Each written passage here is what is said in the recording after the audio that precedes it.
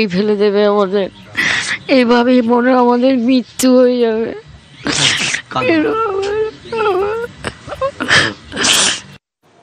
ভয় কাঁদছেন বৃদ্ধা মা, আর সে আক্রান্ত বাপি দাসের ভাই কি বলছেন শুনুন। মেন ব্যাপার হচ্ছে যে এখানে রাজু নস্কর নামক যে ব্যক্তি আছে তার ছত্রছায়ায় এইসব ছেলে পরিপালিত হয় দীর্ঘদিন ধরে। যেহেতু আমার দাদা রাজু নস্করের নানা রকম কার্যকলাপ, অন্যায় কার্যকলাপের সাথে নিজের থেকে মানসিকভাবে মেনে নিতে পারছে না, সে থেকে আলাদা হয়ে যায়, হয়ে অন্যরকমভাবে অলোকদার আন্ডারে সৎভাবে তৃণমূল করার চেষ্টা করে। তো সেই জায়গায় নানা রকম মানসিক এরকম ফ্যামিলিগত টর্চার তারা করে চলেছে, যাতে নানা রকম চমকিয়ে ভমকিয়ে যদি তাকে তার নিজের অনুগামী করা যায়। তো সেটা আমার দাদা কোনোদিনই মেনে নিতে, তারই ফলস্বরূপ বলা যায় এটা একটা, যে দীর্ঘদিন ধরে এই অত্যাচার হয়ে আসছে। আজকে এক্সট্রিম জায়গায় একটা পৌঁছে গেছে যে চাপাট নিয়ে আমাদেরকে রীতিমতো মার্ডার করে দেবে এরকম একটা হুমকি দিয়ে মানে চালাতে শুরু করে, হুমকিই দেয় না, প্লাস আমাদেরকে গায়ে আঘাত করতে শুরু করে রীতিমতো। ওকে চাপড়ের বাড়ি মারে, মার থেকে মা যখন সেভ করতে যায় মার হাতেও মরে। আমার দল বল নিয়ে আমি থানায় যাই, আমি টিএমসি পার্টি করি। আমরা সব একটা সময় পরস্পরের গ্রুপেই ছিলাম, আমরা পার্টিতে এক ছিল। কিন্তু বিগত কারণে কিছু মানে সমাজবিরোধী কার্যকলাপ, মানুষের প্রমোটিং রাজ, মানুষের বেদখলি জায়গা, এসব রাজু নস্কর শুরু করে পরস্পরকে সামনে রেখে। তা আমরা ওগুলো ব্যাপারগুলো মেনে নিতে পারছিলাম না, কিন্তু আমাকে অ্যাটাক করতে পারছে না, আমার কোনো ক্লু পাচ্ছে না। ঠিক আছে, কুলু না পাওয়াতে কি করেছে, আমার ফ্যামিলির উপর সে অ্যাটাক করছে। এটা অন্তত প্রত্যেকটা জায়গায় হচ্ছে ওয়েস্ট বেঙ্গলে। ঠিক আছে, সবই পয়সার জন্য, তোলাবাজির জন্য, যে যার আকেল গুজর, যে যার এলাকা দখলের জন্য। এই মুহূর্তে আমরা যোগাযোগ করে নিয়েছি প্রাক্তন ডেপুটি কমিশনার সত্যজিৎ বন্দ্যোপাধ্যায় আমাদের সঙ্গে রয়েছেন। সত্যজিৎ বাবু, আমি তনিষ্ঠা কথা বলছি এবং বেলেঘাটায় ফের তৃণমূলের কোন্দল প্রকাশ্যে তৃণমূল কর্মীর মা ভাইকে কোপানোর অভিযোগ রাজু দলবলের বিরুদ্ধে, এবং এই ঘটনায় যদিও গ্রেপ্তার হয়েছে একজন, কিন্তু এভাবে দুষ্কৃতী রাজ বাড়ছে, এইভাবে হামলা হচ্ছে কারোর একজনের বাড়িতে। কালকের ঘটনাটা আপনাদের চ্যানেলের মাধ্যমে লক্ষ লক্ষ লোক দর্শকেরা দেখছে, কিন্তু ঘটনা হচ্ছে যে এই রাজু দাসের নামে শুধু গতকালের কমপ্লেন না, এর আগেরও অনেক কমপ্লেন আসে, যেই কমপ্লেন মোটামুটি ভাবে মানে মানে বেলেঘাটায় কোনো ঝামেলা হলে তা সিদ্ধ হয়ে যায় আর কি। কারণ ঘটনা হচ্ছে যে এরা নানা রকম গ্রুপের মধ্যে থাকে, এখন হয়তো খুব সম্ভবত আরেকটা গ্রুপে বিলংস করছে। আমরা যখন রেগুলার সার্ভিসে ছিলাম তখনও এর নাম আমরা শুনেছি। কিন্তু আমি যেটা বলতে চাইছি আপনাদের চ্যানেলের মাধ্যমে, সেটা হচ্ছে যে দেখুন, পুলিশকে নিরপেক্ষভাবে এটার তদন্তের মধ্যে যেতে হবে, এবং যে সেকশন অফ ল যেটা দেওয়া দরকার আছে, যেইভাবে তার বৃদ্ধার মাকে মেরেছে, বৃদ্ধার মাকে কোপ মেরেছে, কিংবা যার পরপর ঘটনাগুলো হয়েছে, তার লঘু সেকশন নয়, অ্যাকুরেট সেকশনে কেস লিখে তার এগেনস্টে ব্যবস্থা নিতে হবে, যাতে আইনের শাসন প্রতিষ্ঠিত হয় তার ব্যবস্থা করতে হবে। আইনের শাসন যদি প্রতিষ্ঠা না হয়, তাহলে এই দুষ্কৃতকারী যারা ক্রিমিনালস রয়েছে তারা কিন্তু ভয় পাবে না, এবং তারা বুঝতেই পারবে যে যদি না নেয় তাহলে যে তারা আরো বেশি এটা বাড়াবে।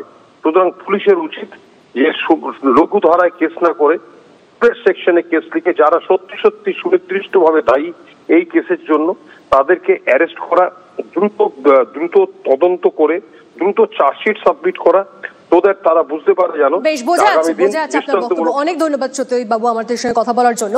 এই মুহূর্তে অভিযুক্ত প্রমোটার, যার বিরুদ্ধে এতগুলো অভিযোগ, রাজু নস্কর, তাকে আমরা যোগাযোগ করে নিচ্ছি, তার সঙ্গে আমরা যোগাযোগ করে নিচ্ছি। রাজু বাবু, যে অভিযোগ আপনার বিরুদ্ধে উঠছে যে বাড়ি খালি না করায় আপনি তৃণমূল কর্মী বাপি দাসের পরিবারের উপর হামলা করা হয়েছে, এবং বাপিকে না পেয়ে তার বৃদ্ধা মা ও ভাইকে চপার দিয়ে কোপানোর অভিযোগ উঠছে, আপনার কি বক্তব্য সেটা জানার দরকার।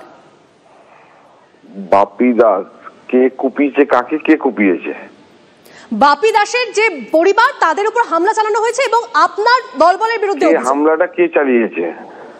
হামলার অভিযোগ উঠছে আপনার দলবলের উপর, মানে বলা হচ্ছে প্রমোটার রাজু নস্করের দলবলের বিরুদ্ধে অভিযোগ উঠছে। হামলাটা কে চালিয়েছে সেটা আপনি তদন্ত করুন আগে, তারপরে দেখুন কে হামলা চালিয়েছে, আমার লোক না ওদের পারিবারিক ব্যাপার। ওর নাম হচ্ছে সৌরভ দাস, আর ঝামেলা হয়েছে বাপি দাসের সাথে। তো বাপি দাস, ভজা দাস, সুময় দাস, এরা হচ্ছে কাকা ভাইপো, ওদের পারিবারিক লড়াই। ঠিক আছে। সৌমেন দাস তাকে আপনি চেনেন যে অ্যারেস্ট হয়েছে? সোমেন দাস হচ্ছে মারা গেছে, সোমেন দাসের ছেলে অ্যারেস্ট হয়েছে। সোমেন দাস মারা গেছে, ঠিক আছে। আগে তদন্ত করুন, দেখুন জিনিসটা, ঠিক আছে। নিউজ করলেই তো হলো না, আগে নিউজটা পারফেক্ট দেখুন। না সৌমেন দাসকে আপনি চিনতেন? হ্যাঁ, সৌমেন দাসকে আপনি চিনতেন? হ্যাঁ, সোমেন দাসকে চিনবো না? সোমেন দাস আমাদের পার্টির কর্মী ছিল। মানে আপনি এদেরকে চেনেন? সোমেন দাস পার্টির কর্মী ছিল। সোমেন দাসের পারিবারিক ঝামেলা, সুময় দাস, বাপি দাস, ভজা দাস, সুকেন দাস, এরা হচ্ছে ভাই ভাই ঝামেলা এরা। মানে আপনি বলছেন বাপি দাস যে অভিযোগ করছে তার পারিবারিক ঝামেলা? এটা পারিবারিক ঝামেলা। তো যে অ্যারেস্ট হয়েছে সে হচ্ছে সৌরভ দাস, সে কাকা ভাইপো। 11খানা কেস আছে বেলেঘাটা থানায়। 11খানা কেস আছে ওদের পারিবারিক ঝামেলা। দেখুন তাহলে আপনার নামটা এর সঙ্গে জড়াচ্ছে কেন? মানে আপনার দলবলের উপর অভিযোগ কেন আসছে? আমার দলবলের উপরে দড়িত আমাদের একটা এই সামনে একটা আমি 16 জানুয়ারি, 17 জানুয়ারি, 18 জানুয়ারি, 19 জানুয়ারি একটা বেলেঘাটায় জুড়ে বড় একটা প্রোগ্রাম করেছি। সেই প্রোগ্রামটা হচ্ছে আমরা প্রত্যেকবার আমরা উৎসব 2025 করি, প্রত্যেকবার একটা বছরের প্রোগ্রাম করি। সেই বছরের প্রোগ্রামটা হচ্ছে আমাদের এই প্রোগ্রাম মাত্রা ছাড়া প্রোগ্রাম হয়, যে আমাদের যে ইমেজ মানুষের পাশে মানুষের সাথে। লকডাউনের সময় আমরা মানুষকে 55,000 মানুষকে আমি আর আমাদের এমএলএ পরেশ পাল মিলে আমরা সাহায্য করেছি।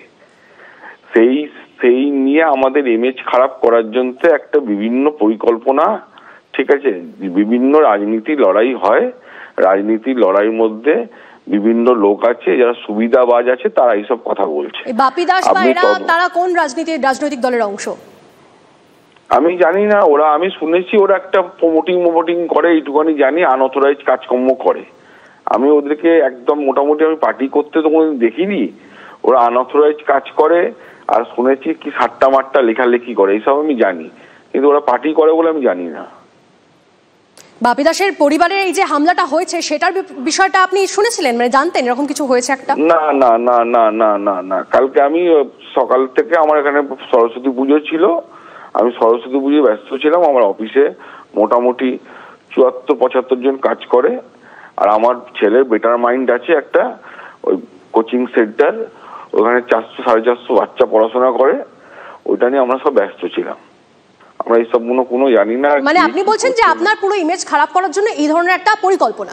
হ্যাঁ, আপনি তদন্ত করে দেখে নিন, আমি আপনাকে বলছি। না, আমরা তদন্ত করার কেউ নয়, আমাদের কাছে খবর এসেছে, সেই জন্যই আপনার বিষয়টা, যেহেতু আপনার নাম আসে তাই জন্যই আপনাকে জিজ্ঞেস করা বিষয়টা ক্লিয়ার হওয়ার জন্য। দেখে নিন, আপনি দেখে নিন, আপনি দেখে আমি সুস্থ ব্যাপারটা। না, আমি আপনার থেকে জানতে চাইছিলাম যে বিষয়টা কি অ্যাকচুয়ালি, আপনার নামটা কেন জড়ালো? আপনাকে বলছি এটা টোটাল পারিবারিক ঝামেলা, এটা টোটাল পারিবারিক ঝামেলা।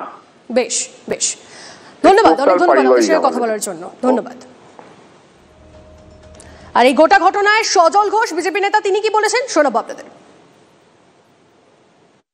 তৃণমূল আজকে তৃণমূলের রক্ত পিপাসু হয়ে উঠেছে। যদু বংশ এমন করেই ধ্বংস হবে। রাজু নস্কর সে